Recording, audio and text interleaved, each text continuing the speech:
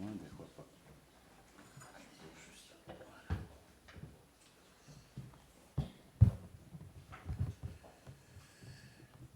Désolé pour ça, on essaie d'éviter du papier, donc du coup, on passe un peu au numérique, juste pour introduire ce moment. Oui, celui qui a changé ma vie, c'est Jésus. Et je me souviens du jour où il a fait, et j'espère que toi aussi, en chantant ce chant, tu te souviens du jour où il a changé ta vie. Et on ne parle pas de faire religieux. Vous savez, un faire religieux, c'est un rite auquel on croit et on pense que ce rite peut changer des choses. Souvent, c'est vrai. Quand on parle de changement, parfois on pense à la moralité. Donc on change de morale, on devient plus bon. Et il y a des hommes comme ça et des femmes comme ça dans la vie de tous les jours, qui ont vraiment changé de moralité et qui sont devenus de belles personnes. Mais ce dont nous parlons, c'est plus profond que cela. Celui qui a changé ma vie, c'est Jésus. Oui, c'est Jésus. Nous sommes le 7 décembre 2025. Nous sommes le 12e mois de l'année 2025. Et j'aime à penser que ça peut être symboliquement un moment où chacun se dit, bon, même si je n'ai pas l'habitude de le faire, même si pour moi c'est peut-être quelque chose qui m'angoisse, mais c'est quand même le 12e mois, un petit bilan, ça ne me ferait pas de mal. Pas un bilan pour dire, oula, mais un bilan pour dire, et après. Parce qu'il y a une perspective. Je fais une petite introduction sur la diapo d'après. Merci Eric qui m'accompagne dans cette projection. Et dans la diapo d'après, j'explique qu'en fait, nous sommes arrivés au bout d'une course. Quand le 1er janvier 2025 a démarré, nous sommes rentrés dans une autre dimension d'une autre course, avec une année de plus pour chacun de nous. Et nous avons eu la grâce de parcourir 99,07% de cette course, puisque nous sommes au 340e jour de l'année 2025, il en reste encore 25 jours. Donc c'est déjà une grâce. Dans quel état vas-tu franchir la ligne d'arrivée au 1er janvier 2026 ? Est-ce que tu vas même franchir cette ligne d'arrivée ? En tout cas, moi je l'espère. Voilà. Dieu m'a fait grâce jusque-là. Je veux bien qu'il continue de faire grâce pour les 25 jours qui restent et bien plus. Et je le pense et je prie aussi pour chacun d'entre vous. Oui, 340 jours sur 365.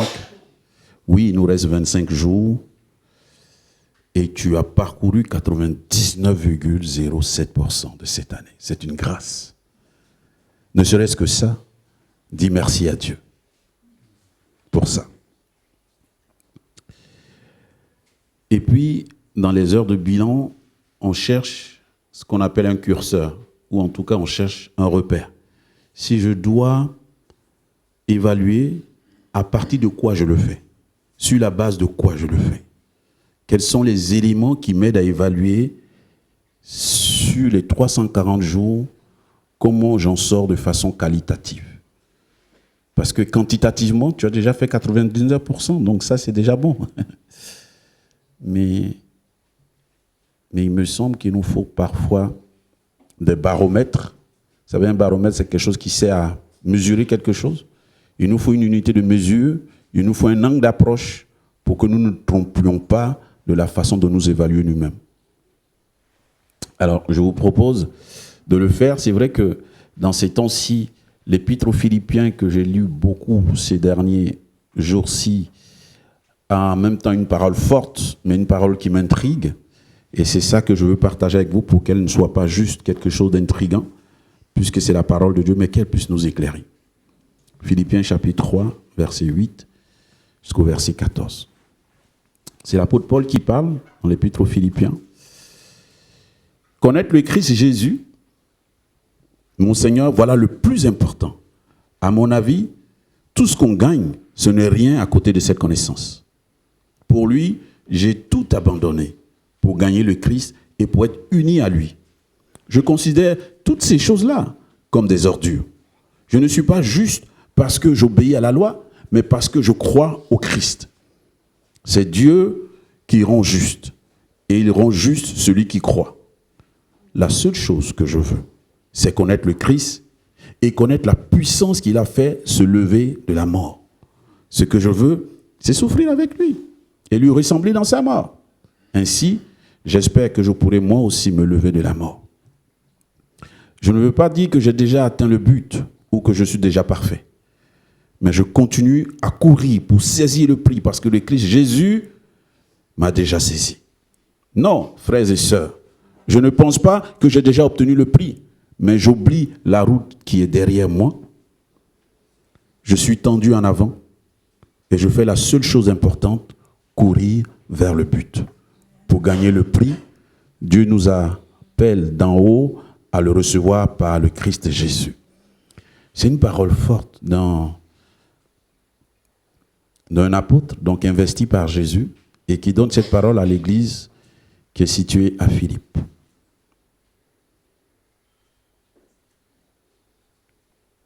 Et si vous lisez tout le chapitre ou tout le livre, c'est un livre qui est rempli de beaucoup d'émotions de la part de l'apôtre, de beaucoup de recherches et de peut-être aussi de s'évaluer lui-même et puis d'encourager cette église à s'auto-évaluer pour toujours dire où nous en sommes en fait.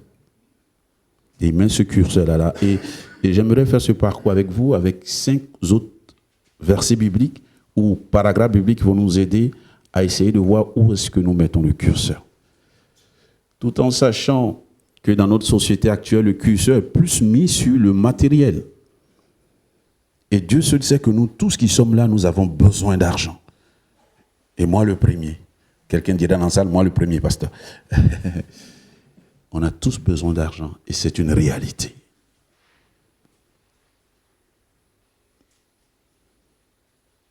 Mais comme nous le discutions hier au niveau des groupes des hommes, est-ce que c'est l'argent qui est le problème ou l'usage que nous faisons de l'argent qui est le problème? Est-ce que c'est le bien matériel qui est le problème ou la priorité que nous donnons à ce bien matériel qui est le problème? Alors l'apôtre Paul, dans l'épître à Timothée, il nous aide à poser un fondement qui va nous aider à non seulement évaluer comment nous avons traversé cette année, mais aussi peut-être à nous projeter en confirmant des choses ou peut-être en rectifiant certains tirs. Dans le domaine de l'investissement. Dès qu'on dit investissement, tout le monde pense épargne, finance. Mais il y a beaucoup d'autres choses qui sont nobles aussi à investir dans nos vies. Quand on parle de réussite, l'ordre que je vous ai mis là, ce n'est pas celui qui arrive en premier. Hein. Quand on dit réussite, on voit tout de suite réussite sociale, réussite professionnelle, et puis bon, spirituel, bon, ça va venir. Ça peut venir après. Mais peut-être qu'il faut inverser les choses. Dans les 340 jours qui sont passés, si tu devais évaluer ta réussite spirituelle, où tu la mettrais? Mais c'est quoi déjà la réussite spirituelle? C'est quoi? C'est quoi déjà la notion même de réussir? Regardons ce texte de Paul à son collaborateur Timothée lorsqu'il lui adresse la première lettre. Et en ce moment-là, Timothée est responsable d'une église, il semble qu'il est à l'église d'Éphèse. Et donc, il lui adresse cette lettre pour l'encourager, pour lui donner du contenu, pour qu'il puisse bien accompagner cette église d'Éphèse. Il dit, recommande à ceux qui possèdent des richesses en ce monde de se garder de toute arrogance et de ne pas fonder leurs espoirs sur la richesse, car elle est instable. Qu'ils placent leur espérance en Dieu, qui nous dispense généreusement toutes ces richesses pour que nous en jouissions. Recommande-leur de faire le bien, d'être riches en œuvres bonnes, d'être généreux et de partager avec les autres. Ils s'assureront ainsi, pour l'avenir, un beau capital placé en lieu sûr afin d'obtenir la vraie vie. Amen.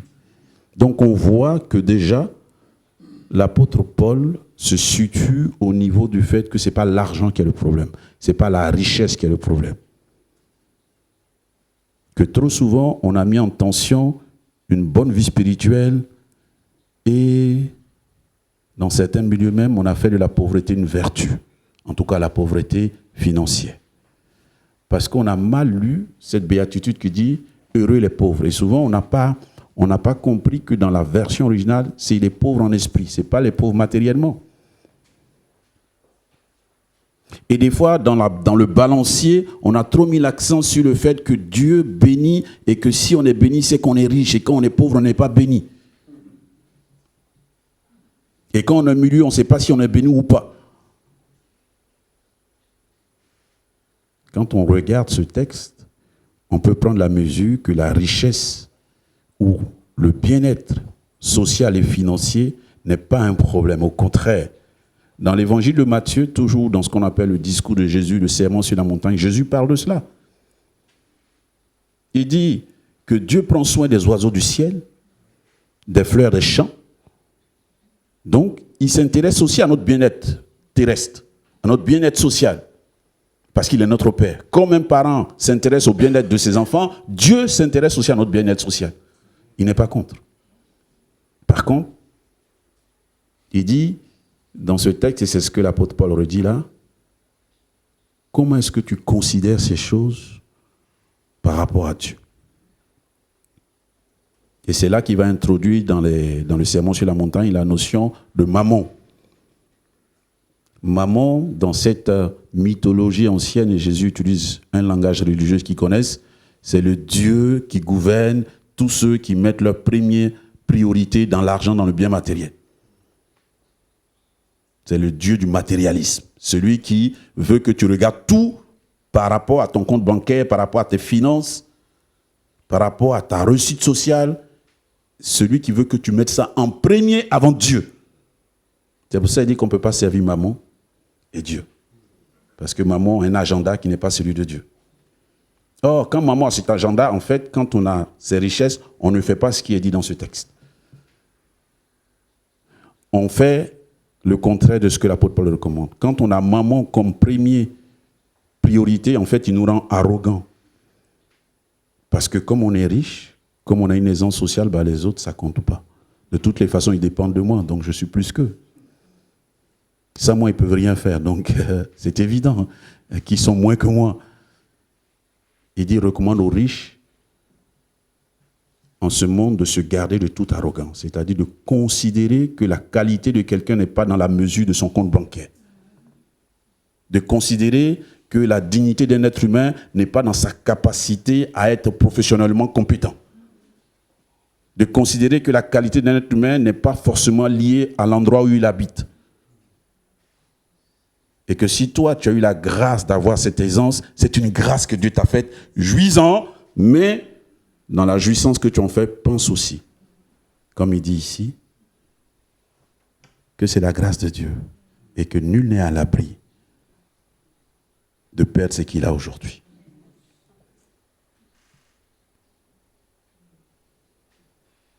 Et l'histoire est remplie d'événements récents qui nous montrent qu'en une journée, on peut tout perdre.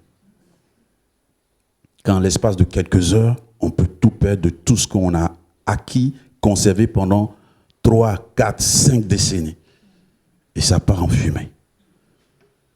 Et on est dévasté parce qu'on a un attachement et c'est normal humainement. Personne ne peut perdre ces choses-là sans être dévasté dans un premier moment. Ce n'est pas possible.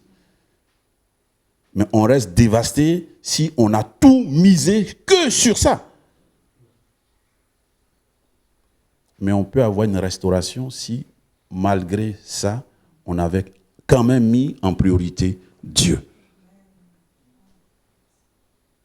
Et on a le livre de Job qui est un livre qu'on n'évoque pas comme ça parce que c'est un livre compliqué qu'on ne peut pas juste dire à quelqu'un qui a tout perdu. Regarde Job, c'est faux.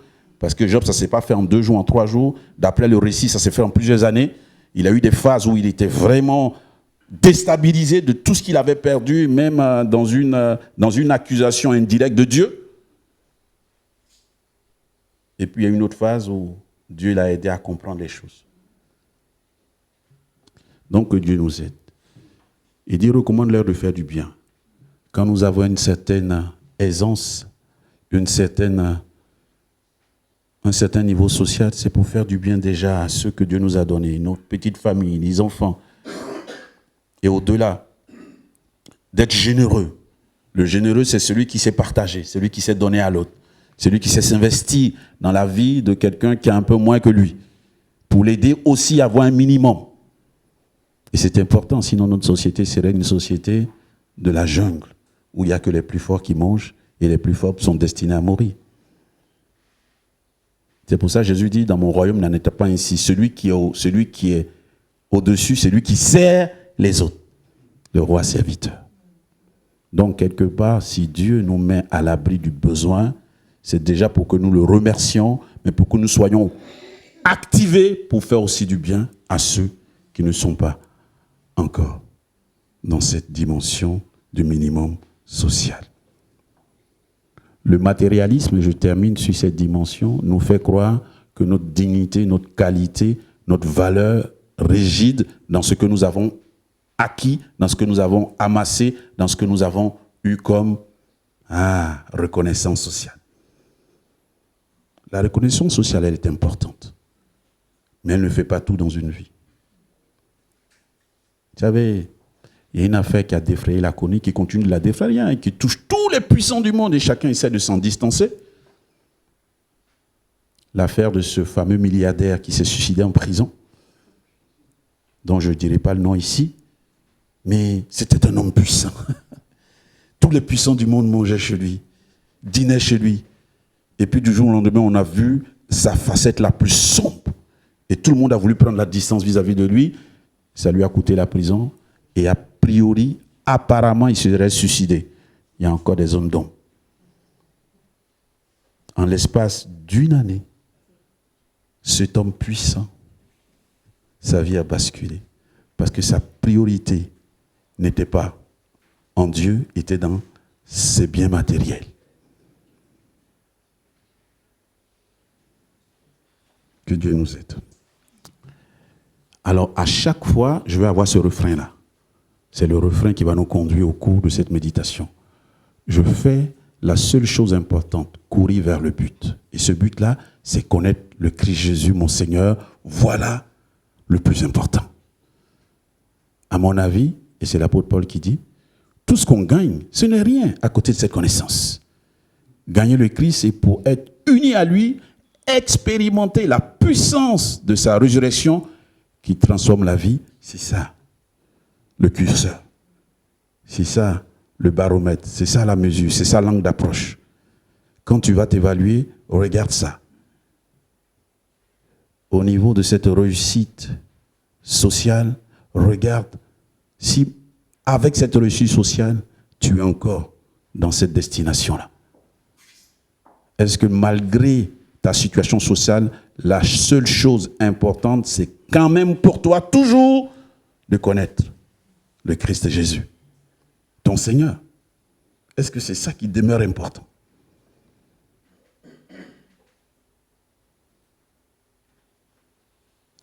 Deuxième élément pour nous aider dans notre évaluation,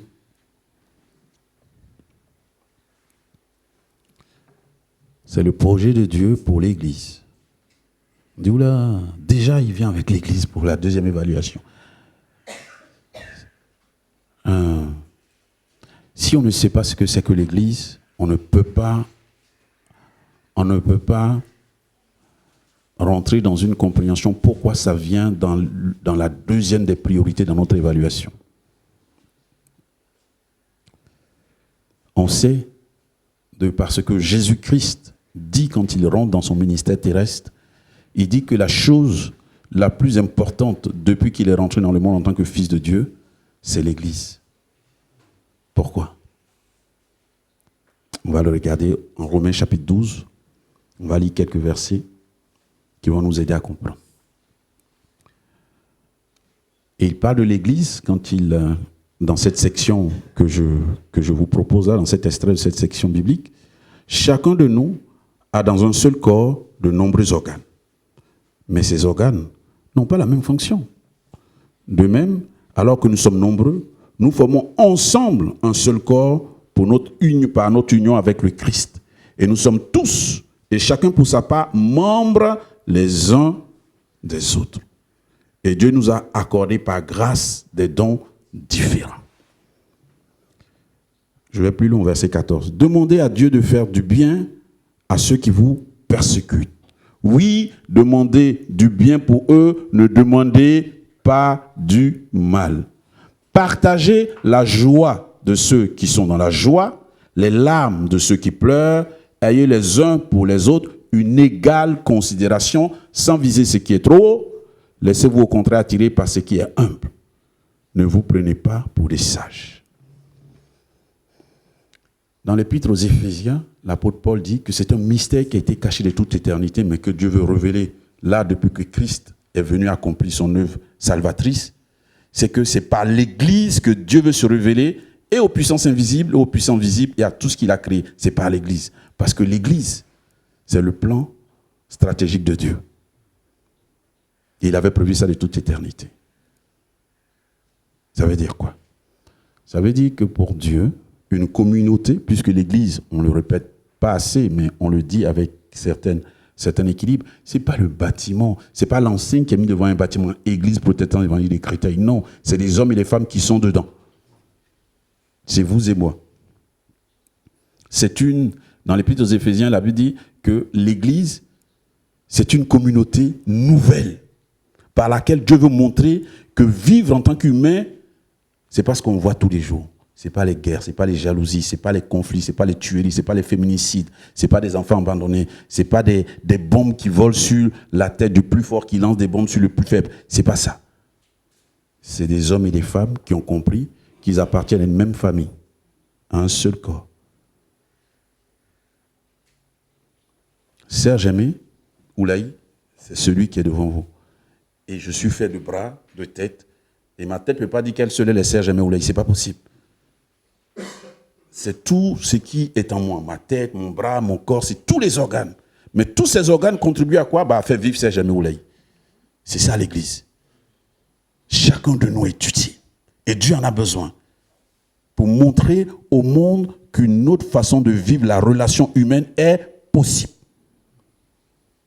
C'est pour ça que l'apôtre Paul dit, ce que je veux, c'est de comprendre la puissance de la résurrection de Jésus. Parce que c'est cette puissance qui transforme les gens de l'intérieur. Et qui nous donne d'être capables de faire des choses qu'on n'aurait pas pu faire nous-mêmes. Notamment, de considérer que Dylan, c'est mon frère. Même si sa mère s'appelle Julie, et que moi, la mienne s'appelle Germaine, mais c'est mon frère. Et parce que c'est mon frère,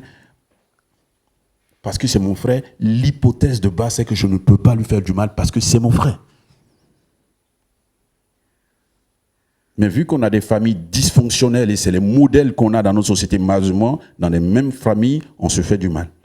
Donc du coup, le modèle qu'on voit, c'est qu'on est capable de se faire du mal, même dans nos familles. Alors que, originellement, ça ne devrait pas être le cas. Le frère, c'est celui qu'on protège. Le frère, c'est celui qu'on vit avec. Le frère, c'est celui qu'on sait qu'on va avoir des difficultés, des fois, de compréhension. On va même être pas d'accord sur certaines choses. Mais c'est mon frère, c'est ma soeur. Et donc, on va trouver le chemin quand même de se réconcilier, de se pardonner, de se parler. C'est de ça qu'il parle ici. Il dit, nous sommes unis en Christ et nous sommes tous chacun pour sa part membres les uns des autres. Nous sommes membres les uns des autres. Et il le dira encore un peu en amont au chapitre 9 de cet épître romain. Il dit, mais il va le dire aussi dans l'épître aux Corinthiens, si le pied de Serge dit je n'appartiens pas à Serge, ça ne veut rien dire en fait, parce que c'est mon pied. Donc, il raisonne par l'absurde. Que tu dises que tu n'appartiens pas à l'église, c'est absurde, parce que Dieu t'a sauvé, tu appartiens à l'église. Et parce que tu appartiens à l'église, tu es lié aux frères et sœurs. Et parce qu'on est lié, on doit faire œuvre d'amour fraternel pour montrer que la fraternité humaine, Dieu est capable encore de donner cette espérance à notre monde. Regardez. Non seulement on n'est pas de la même famille dans cette communauté, mais on est des origines diverses et différentes. Il y a des Antillais, il y a des Haïtiens, il y a des Africains. Et dans tout ce sort, il y a des Français. Et il y a des Français d'origine italienne. Et on est divers là. Mais on est tous là. Et on fait famille depuis tant d'années. Et en tout cas, le sang n'a pas coulé ici. Moi, je suis là depuis 2017. Je n'ai pas vu quelqu'un qui a pris un couteau pour poignarder quelqu'un dans cette communauté. Ça n'a pas existé. Et bien avant moi, ça n'a pas existé. Ça veut dire que nous vivons en bonne intelligence par la grâce de Dieu, par la puissance de la résurrection de Christ qui transforme les cœurs, qui change les cœurs de pierre en cœurs de chair.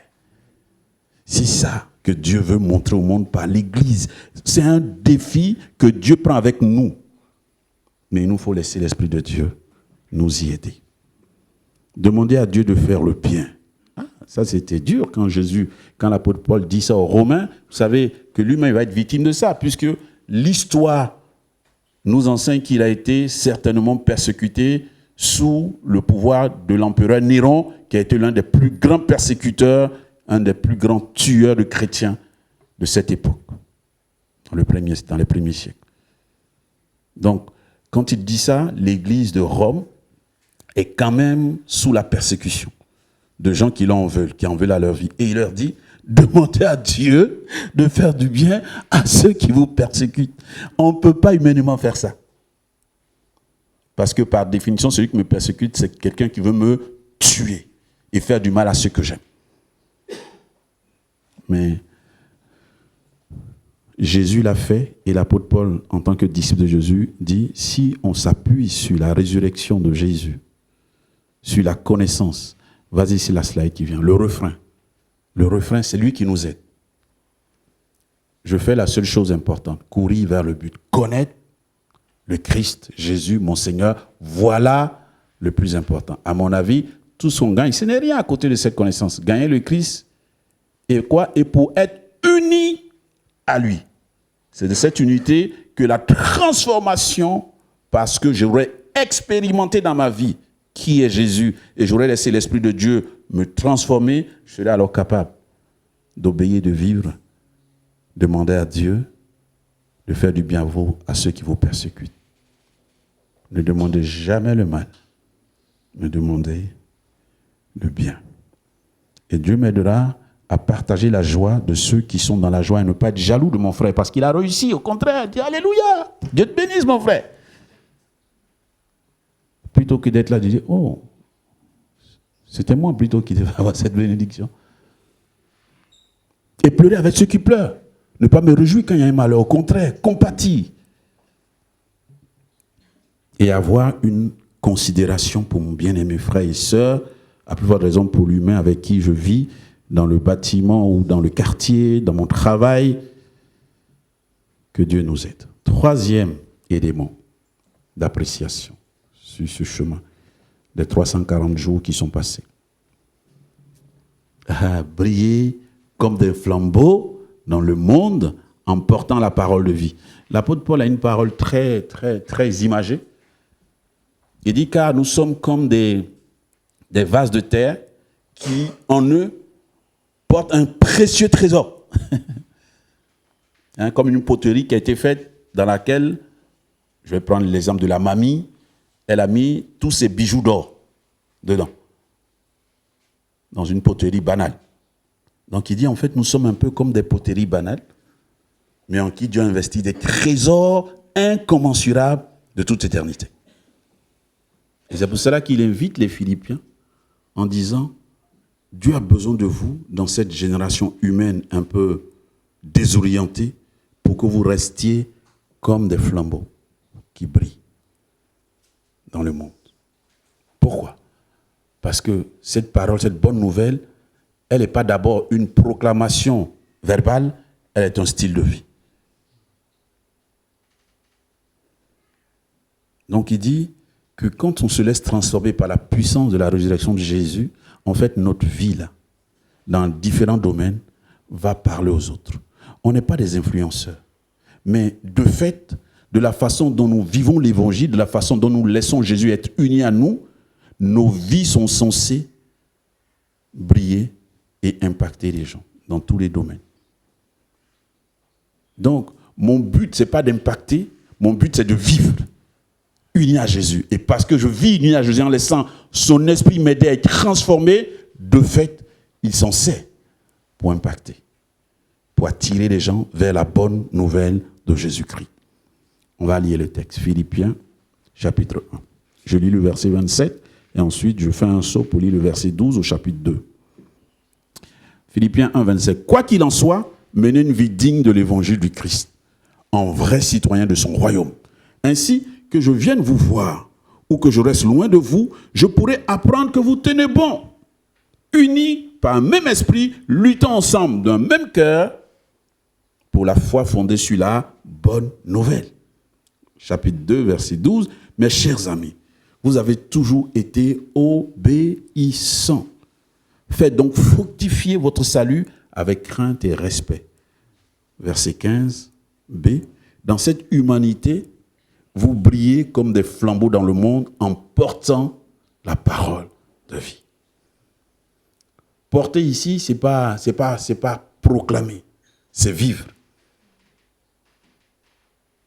La parole de vie, elle est en nous. C'est elle qui nous transforme. De sorte que ma vie brille. Briller comme des flambeaux dans le monde.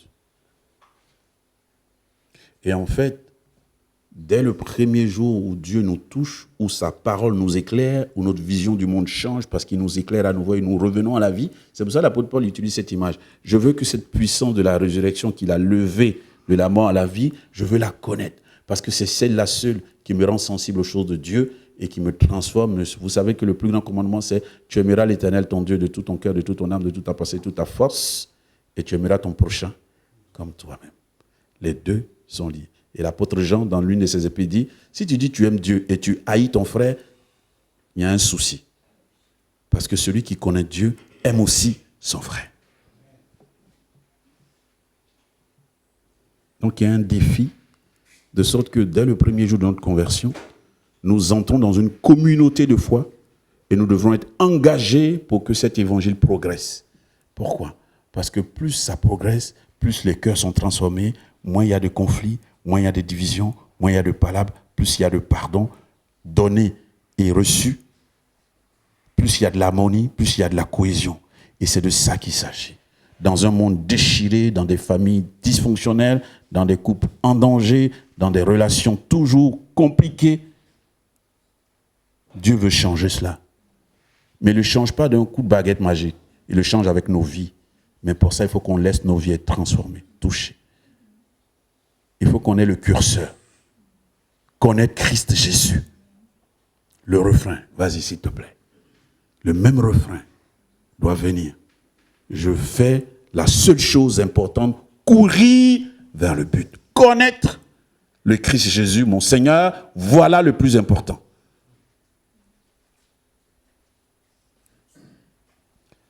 À mon avis, tout ce qu'on gagne, ce n'est rien à côté de cette connaissance. Gagner le Christ et pour être uni à lui, expérimenter la puissance de sa résurrection qui transforme la vie, c'est ça que je veux. Que ma vie soit transformée. Je veux aimer Dieu et en aimant Dieu, aimer mon prochain.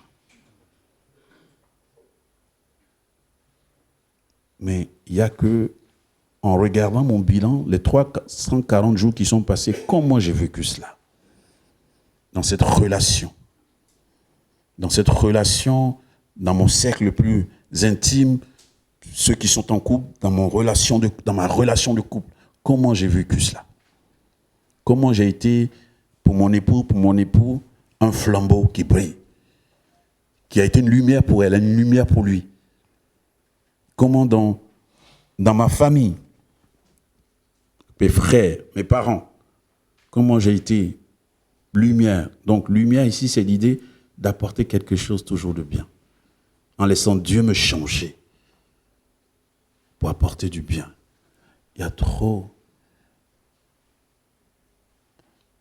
Des fois, je suis triste en fait, parce que je vois que Dieu, il peut faire tellement de bonnes choses avec nous, avec les chrétiens.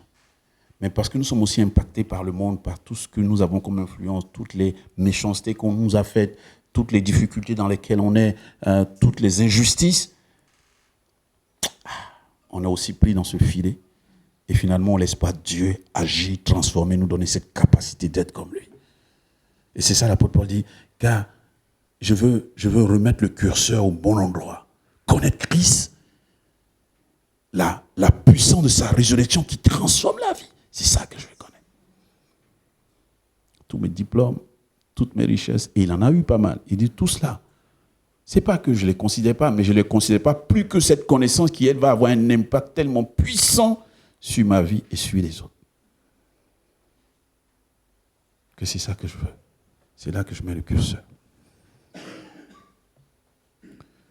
Quatrième curseur.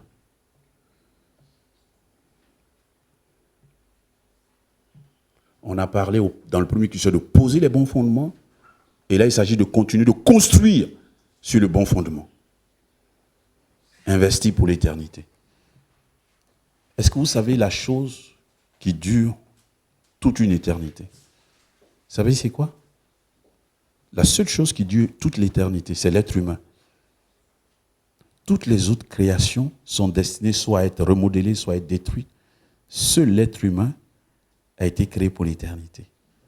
Parce que le texte biblique dit quand Dieu a façonné de cette argile l'être humain, il a insufflé en lui son roi, son souffle. Il est devenu une âme vivante. Et nous sommes vivants pour l'éternité. On a été créé une fois pour toutes et on va être éternel. Mais la question, c'est qu'il y a deux éternités.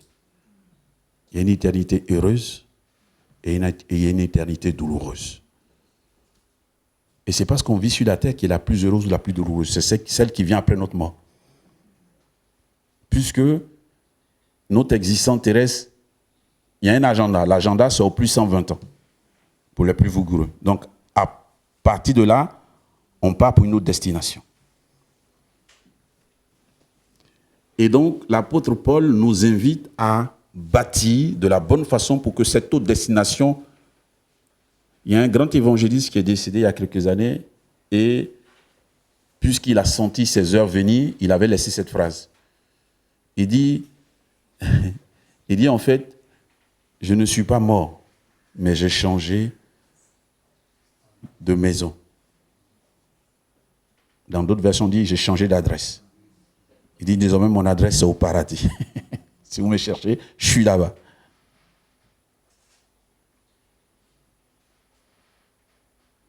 Toutes les religions, quelles que soient même celles qui sont rationnelles, ont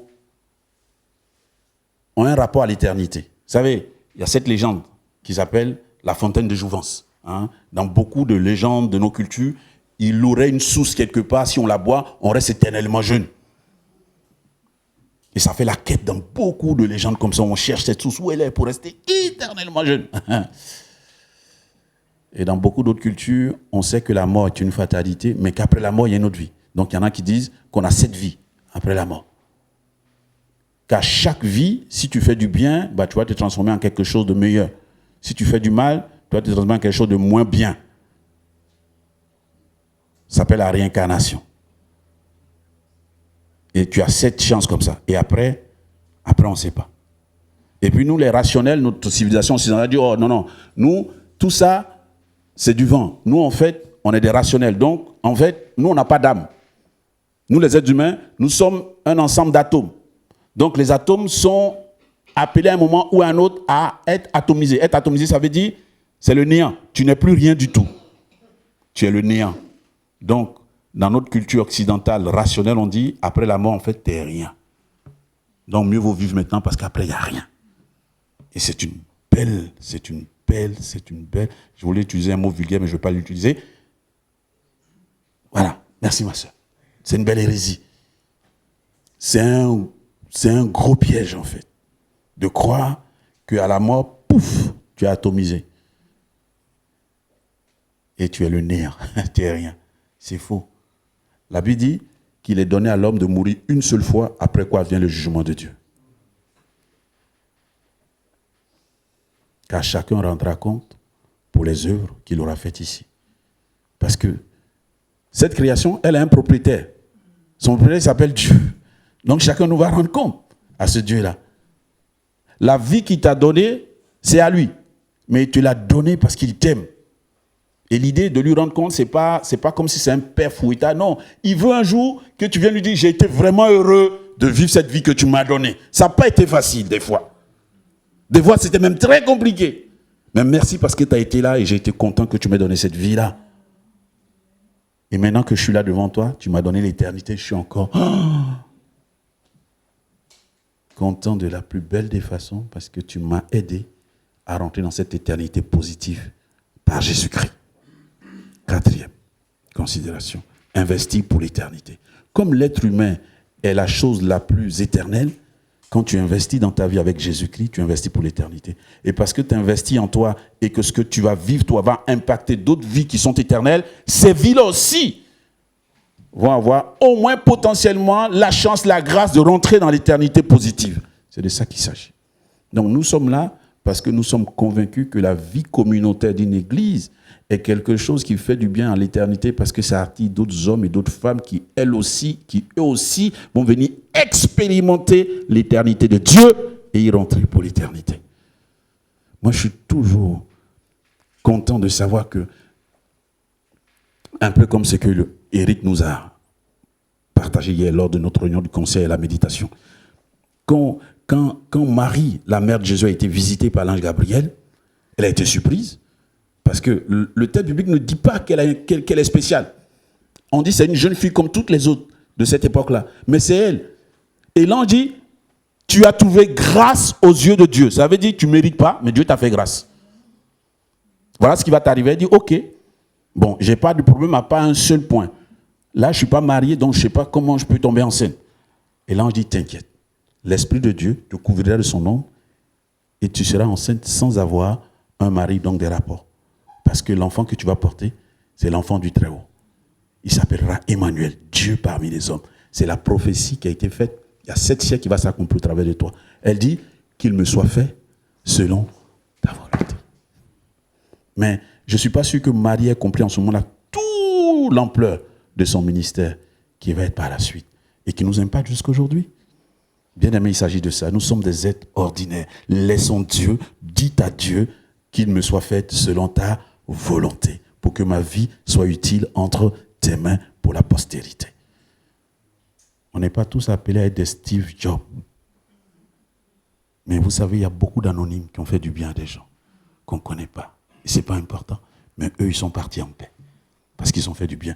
Soyons de ces anonymes-là, dont la vie est utile pour quelques-uns, mais qui fait du bien aux gens. Parce que nous construisons avec l'or, avec l'argent, avec des pierres précieuses, pour que Dieu s'en serve dans nos vies. Terminons. Le refrain, voilà. On va y revenir encore dans la dernière partie. On va expliquer le refrain. Donc, pour terminer, 5e balise, curseur, connaître le Christ Jésus, mon Seigneur. Voilà le plus important. Vous savez, le terme connaître dans la Bible, c'est pas qu'intellectuellement. Jésus dit, vous êtes heureux si vous gardez mes commandements et vous demeurez en moi. Donc le mot garder, c'est les comprendre, mais surtout les vivre. Connaître ici, c'est, oui, avoir l'enseignement, mais faire de quelque chose cet enseignement-là dans ma vie quotidienne, dans ma vie ordinaire, dans ma vie de tous les jours. Pas juste dans ma vie spirituelle, pas juste dans ma vie sociale, pas juste dans ma vie professionnelle, dans tous les domaines de ma vie. C'est de ça qu'il s'agit. Vas-y. Et il va redire ce refrain que j'ai dit tout à l'heure.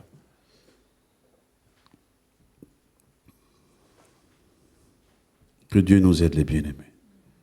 Moi, je prie pour moi-même, je prie pour l'église de Créteil, puisque c'est à celle-là que Dieu m'a confié comme pasteur.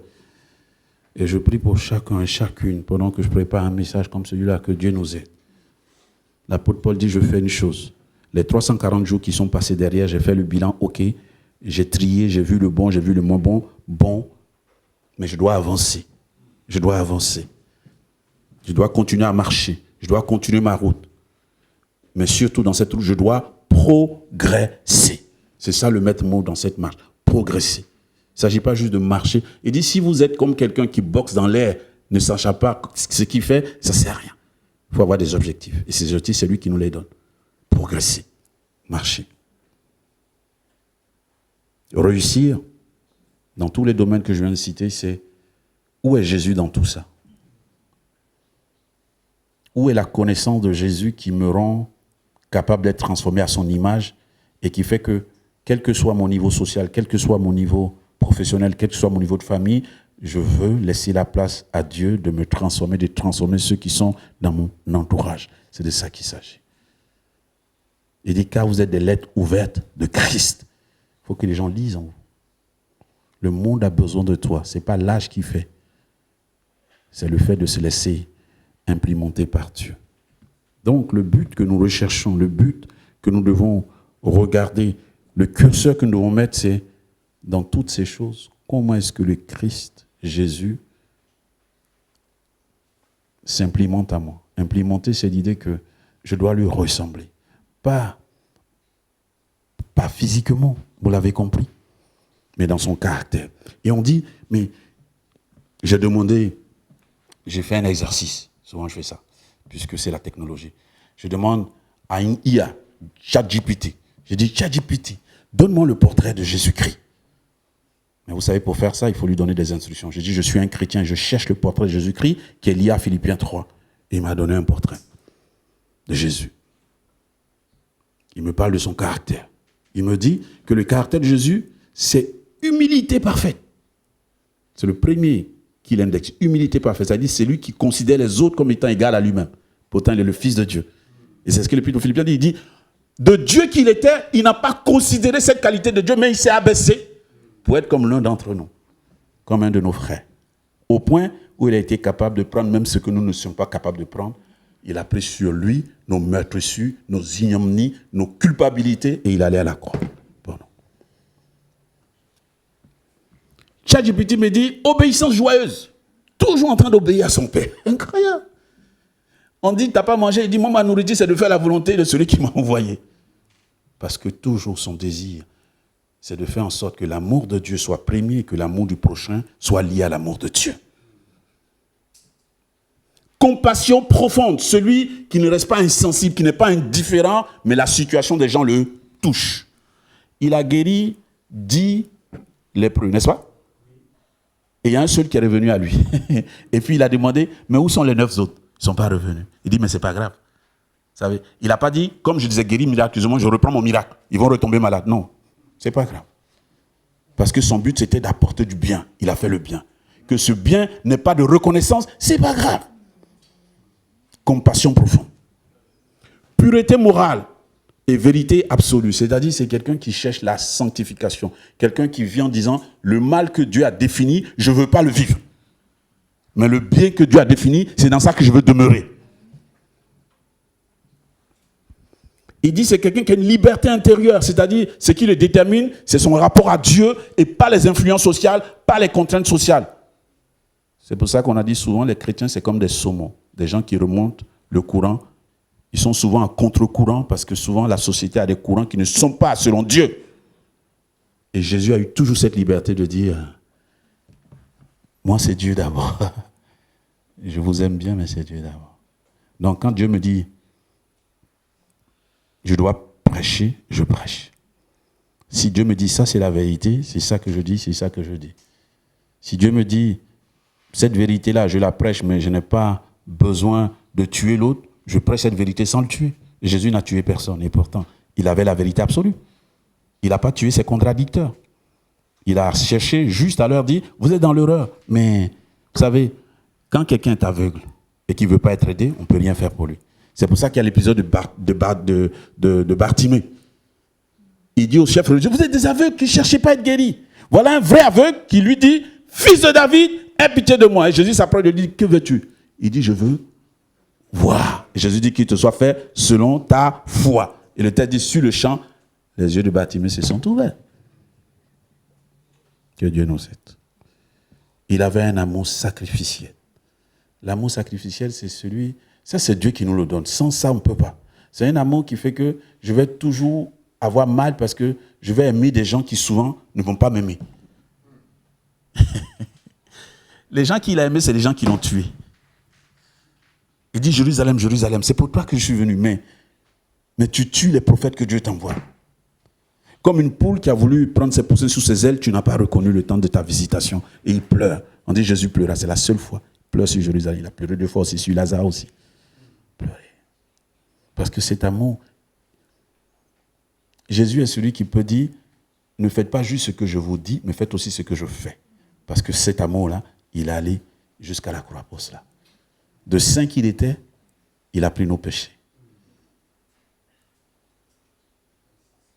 Et il nous demande, c'est pour ça que l'apôtre Paul dit, ce que je veux connaître Jésus et la puissance de sa résurrection. Parce qu'il n'y a que cette puissance qui va me donner cette capacité de faire des choses que par ma nature, je suis incapable de faire. Mais j'ai besoin de la désirer, de la chercher. Faisant une chose, laissant ce qui est en arrière, fixant les regards en avant, je cherche à connaître le Christ et la puissance de sa résurrection. Terminons. La dernière slide. Une invitation maintenant à regarder ces quelques éléments. Connaître le Christ nous transforme, nous fait grandir vers la maturité chrétienne et nous fait tendre vers la perfection. Et si l'on part du principe que saisir le prix, c'est atteindre la perfection, Jésus-Christ étant la perfection, saisir ce prix, c'est saisir le Christ. C'est le saisir avec tout ce qu'il est, tout ce qu'il désire que nous soyons, et accomplissions selon sa vocation pour notre vie. Alors, je m'invite à évaluer ou à penser dans ce processus-là, comment est-ce que je continue de connaître le Christ? Et qu'est-ce que ça change dans mon quotidien? Comment est-ce que je connais la puissance de sa résurrection et la communion à sa souffrance? Parce qu'en communion à la souffrance, en fait, ça nous ramène à la vie. On dit parce qu'il a obéi jusqu'à la mort de la croix, Dieu lui a donné le nom qui est au-dessus de tout nom, afin qu'au nom de Christ, tout genou fléchisse dans le ciel, sur la terre, sous la terre, et que toute langue confesse que Christ est Seigneur à la gloire de Dieu le Père. Parce qu'il a été obéissant. Prions. Te bénissons, notre Dieu. Que tu nous aides simplement. 340 jours que tu nous as donnés, on veut te bénir pour ces 340 jours. Aide-nous à faire le bon bilan, la bonne analyse. Pas pour nous culpabiliser, pas pour nous écraser, mais pour avoir de meilleures perspectives avec toi. Car tu dis, tu mets devant nous le bonheur et le malheur. Mais ce que tu désires, c'est que nous choisissons le bonheur. Et ce bonheur, il est défini d'abord par la communion avec toi. Parce que tu veux changer, nous transformer des êtres et les rendre meilleurs, capables d'un amour qui nous dépasse. Et le monde en a tellement besoin et nous en avons besoin. Merci pour ta grâce au nom de Jésus. Amen.